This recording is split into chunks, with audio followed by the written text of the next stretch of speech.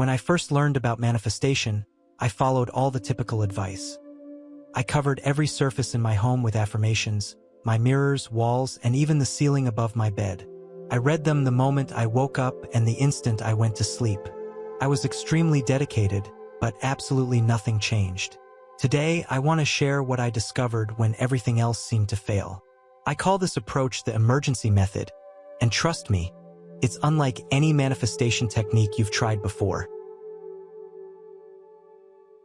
Hello there, beautiful soul. If you're new to this space, welcome, and if you've been here before, welcome back. Before we get started, please tap the like button and subscribe. It helps more people find this information, especially if they're feeling stuck the same way you might be. And speaking of feeling stuck, I have a question for you. Have you ever noticed how some folks seem to manifest nearly anything without even trying, while you follow all the guidelines to the letter and see zero improvement?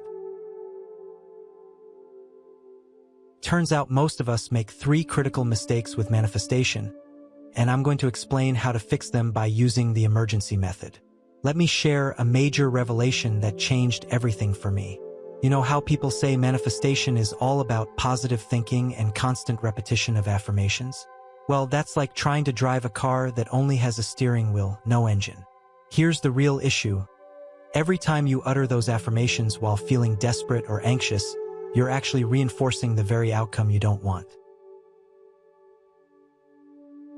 Picture it this way. Imagine you're telling someone, "I'm totally calm," but your hands won't stop shaking. Your voice is quivering, and sweat is dripping down your brow. Which do you think that person will trust more, your words or your body language? The same principle applies to manifestation. The universe, your subconscious mind, whatever term you prefer, is attuned to how your body and emotions align with your words. When I first tried affirmations, I plastered them everywhere, yet my stomach was twisted in knots, my shoulders were tight, and my jaw was clenched.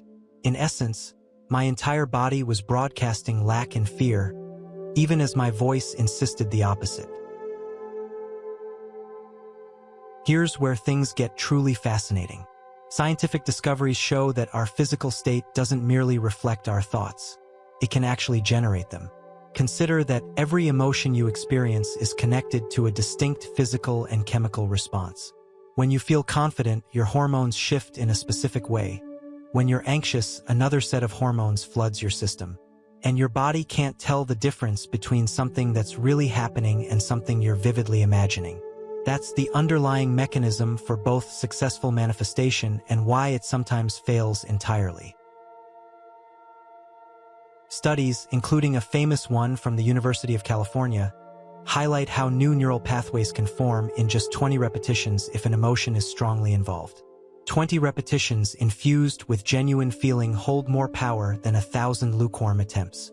This explains why certain people can manifest things overnight while others toil for years with no progress.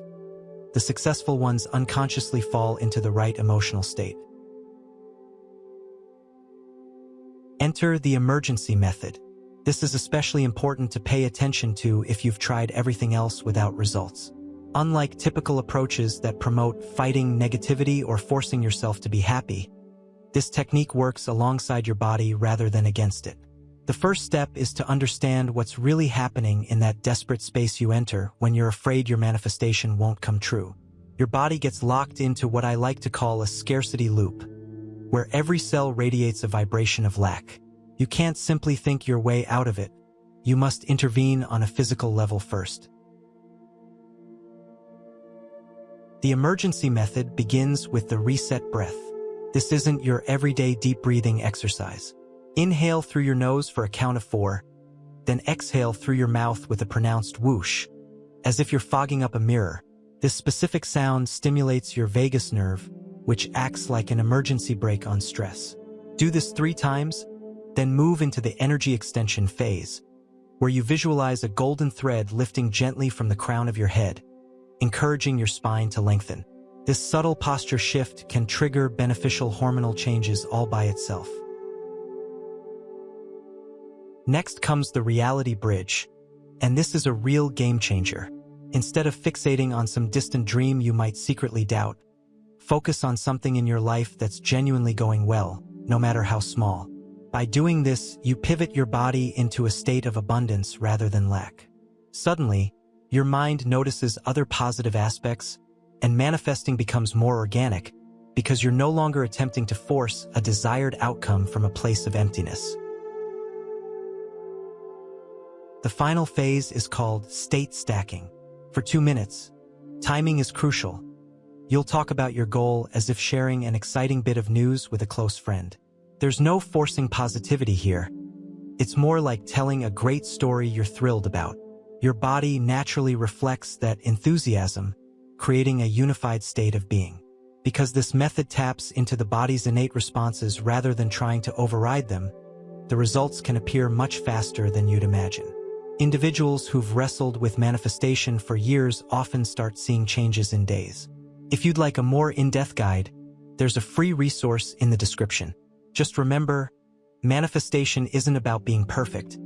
It's about achieving alignment, and your body is a vital piece of that puzzle.